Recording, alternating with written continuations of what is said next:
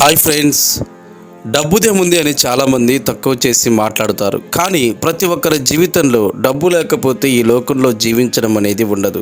ప్రతిదీ డబ్బుతోనే ముడిపెడతారు. కాబట్టి డబ్బు కూడబెట్టేందుకు చాలామంది నానా కష్టాలు పడుతుంటారు.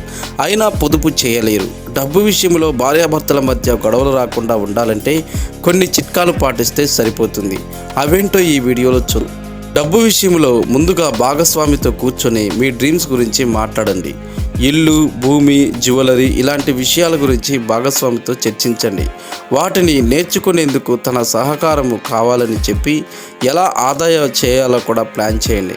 ఆదాయము, ఖర్చుల గురించి నెలవారీ బడ్జెట్ వేసుకోండి. దేనికి ఎంత ఖర్చు చేయాలో ప్లాన్ చేసుకోండి.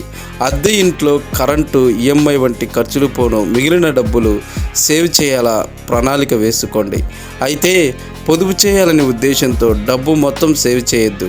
అలా చేస్తే తప్పకుండా గొడవలు వస్తాయి.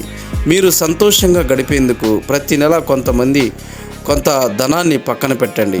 భవిష్యత్తులో ఏ సమస్య వస్తుందో తెలియదు కాబట్టి అత్యవసర నిధి కోసము కొంత దాయండి. దేని కారణం చేతైనా ఆపొద్దు.